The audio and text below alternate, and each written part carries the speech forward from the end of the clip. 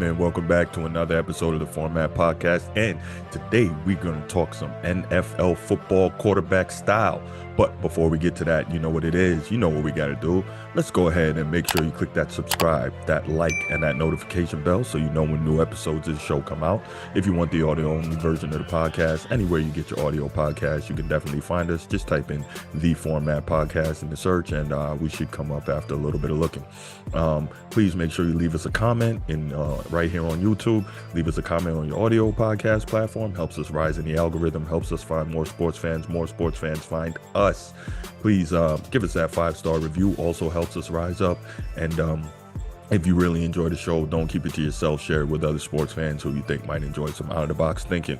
All right, now let's get right to it. Yes, sir. Yes, sir. So we're going to talk today about Russell Wilson, Geno Smith, Pete Carrol. That's an interesting little triangle there, isn't it? So for years, we've been hearing this, let Russ cook, let Russ cook. And me personally, right? You watch the show, you know when it comes to football, I believe in the solid, simple tenets that will lead you to success. Now, run the ball, stop the run.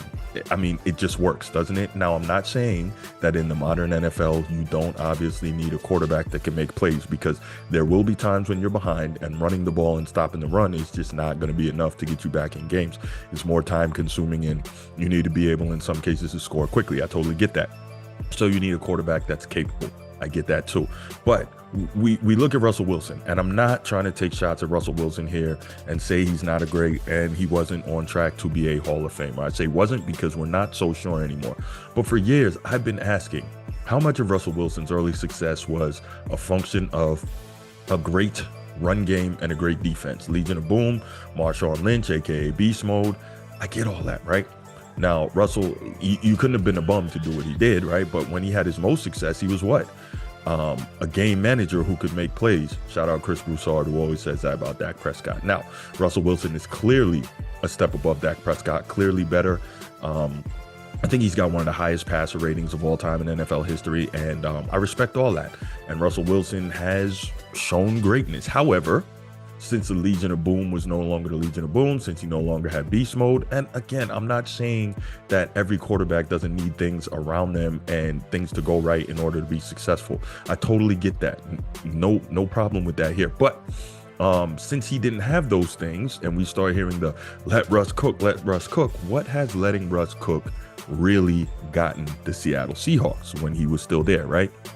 So the more Russ started cooking, it seemed like the worse the records for the team got. Now, he had two really good seasons, 11-5 in 2019 with the Seahawks, 12-4 in 2020. Neither obviously resulted in a championship, but the whole let Russ cook thing was always interesting to me, because I'm like, the more he cooks, it doesn't necessarily lead to the wins, right? Now, his best season, I will say, his best individual season, 69% completions, 4,200 passing yards, 40 touchdowns, only 13 interceptions. That was the 2020 season. The Seahawks went 12-4. So I'll give a lot of credit for that. But it seemed like the more Russ tried to carry the team, it just wasn't the same, right? So I'm thinking, when it comes to Pete Carrol, right, we know what he wants to do. He's kind of old school in his philosophy. He wants to defend, and he wants to be able to run the football well, right? And when you have those things, it makes it all a lot easier on your quarterback. It shortens the game, and it allows you to be in a situation where you likely will have more success. Now, Russell Wilson wasn't with that. I get it. He's a modern day quarterback. He wants his numbers. He wants the success to come on his arm. Totally understand that. But last few years, he's been trying to get out of there. He finally works out a trade. He had a no trade clause, so where he was going to go was a kind of iffy situation, but he works it out, and he ends up in Denver. And everyone thinks Russ got the fresh start. Russ is going to be great. Russ is going to be able to cook. He's going in there. He's got weapons, Jerry Jeudy. He's got a great defense, and he still does have a great defense. He's got an offensive-minded coach, first-year coach Paul Hackett. We're going to talk about him in a minute. Woo, Paul Hackett.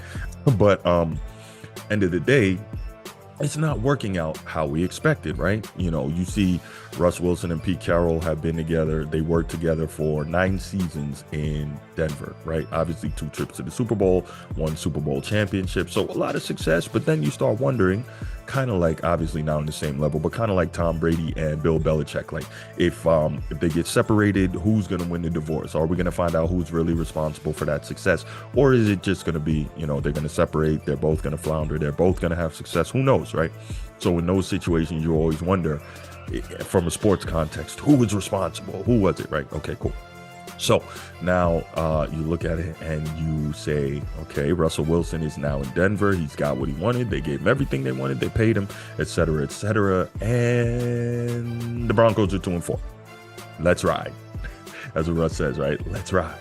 Okay, so quick side note. I was wondering, because he always used to say, go Hawks, right? To the point that people thought he was a robot. If you look that up on YouTube, you can see it. Russ Wilson is a robot, because no matter what, yep, go Hawks. Yep, go Hawks. Thank you, go Hawks. Merry Christmas, go Hawks, right? He would just say it like so mechanically at the end of every interview. Now it's let's ride, right? I get it. Going to be a company man. All that stuff is brilliant for marketing, local marketing and all that. Great. More money in his coffers. Totally get it. Anyway, back to the point. So he's now in Denver. They're 2-4. He's got an offensive-minded coach. And now you're wondering, where's all the cooking that he was supposed to be doing? Now, that said, I'm fully aware that you go to a new scheme, it often takes time. But when you talk about a guy who's supposed to be an all-time great, right? Well, you know what? Let's take Tom Brady out because he is the all-time great at the quarterback position. But let's look at Peyton Manning, who coincidentally also went to Denver from his previous haunts, right? Indianapolis, spent many years, then goes to Denver, immediately walks in. I think he won an MVP, and in his second year there, took him to the Super Bowl, right? Where coincidentally, they got crushed by Russell Wilson and the Legion of Boom. So anyway, you go to a new scheme, new system, but this is what you wanted, right? You want to be able to cook.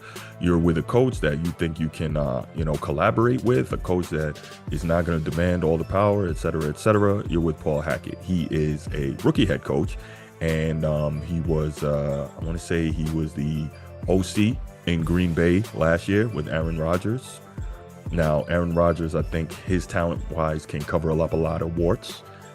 In terms of maybe your play calling or what you're doing or not doing as an OC, you have Aaron Rodgers. That sure helps a lot, right?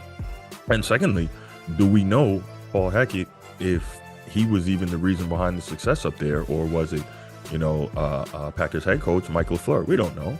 Okay, but anyway, that's another podcast episode, right? Aaron Rodgers and his floundering season up in Green Bay this year. But anyway, back to Russell Wilson. So you talk about it. And you see him, he is struggling badly, okay? They're 2-4 on the year. He's only completing 59% of his passes, 1,400 passing yards, only 5 touchdowns, 6 games into his season, right? 3 picks. And so you're wondering, what's going on here? What's the problem? I thought he was supposed to be cooking. The Denver defense is keeping them in games, but the offense just can't get it done. Now, how much of that is Paul Hackett, who looks to be clearly over his skis as a rookie head coach?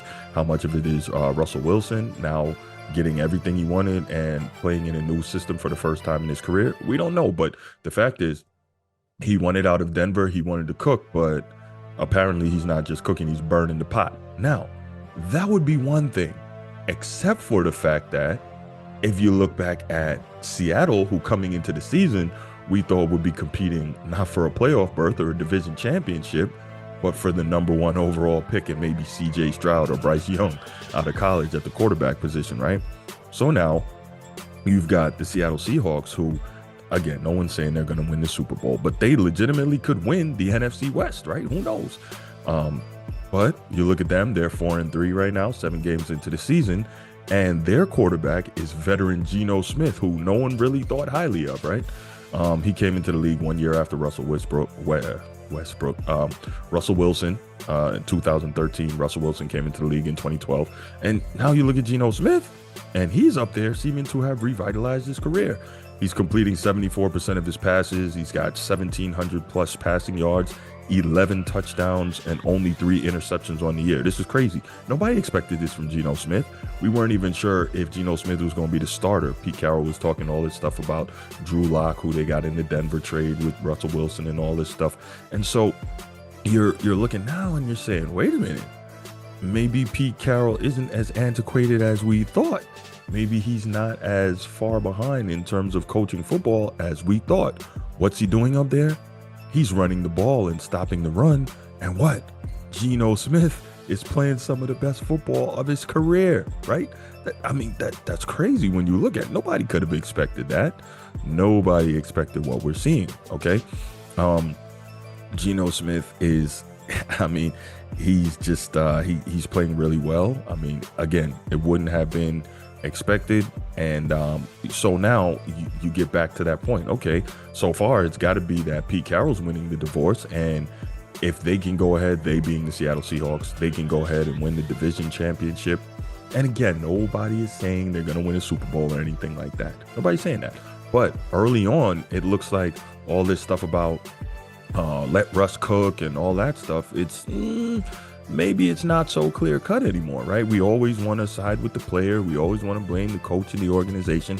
I'm not necessarily that guy. I know among people in my circle, I get talked about a lot for not being player friendly enough, but I'm just not the guy that's always going to side with the players. If I think the player's wrong, then I think the player's wrong.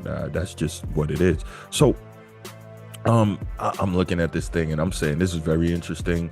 Russell Wilson and the Broncos, they're 2-4. Pete Carrol, Geno Smith, and the Seahawks, they're 4-3. Now, who you play and all that stuff, all of it matters, right? I talked about, the different things that are affecting or could be affecting what Russell Wilson is going through. I just think it's really, really interesting to sit back and watch. And again, we're going to have to see what happens. I don't believe Paul Hackett is going to make it through the season. And if he does, I think he's going to be fired at the end of the season. The Waltons didn't buy the Broncos for almost $5 billion for this. Russell Wilson got, what did he get, like a $250 million deal, total compensation. They didn't pay him that for this, right? So they're going to have to find a coach to bring in there that they believe can get the most out of Russell Wilson. Now, when we talk about this let Russ cook and the antiquated offense that it was said that Pete Carroll was running in terms of dealing with him, one of the things I noticed I thought was interesting, and a lot of really in-depth X's and O's football guys will tell you Russell Wilson had an issue with holding the ball too long, right? He doesn't like to check down. He doesn't like the short stuff. He's always trying to make the hero throw over the top, the bomb. And also, in addition to that, Russell Wilson is not quite as mobile as he once was. He may not be as fast. He may not be as willing to take off as he once was. And in the modern NFL, that is really becoming more and more a component of success at the quarterback position. Being able to use some mobility to either extend plays or pick up yardage where a throw may not necessarily be available. So all this stuff is interesting. All this is stuff to watch. So what I'd like to know from you now is, and you can leave it in the comments section, who do you think is winning the divorce so far? Do you think this let Russ cook stuff was legitimate all this time? Do you think Russ is what he was cracked up to be, or do you think his early success was a product of the system? Let me know and add anything else you want to know. If you're on the audio platform, do the same. Yeah, that's it. And again, if you love the show, make sure that you share it with other listeners. And I'm out. Peace.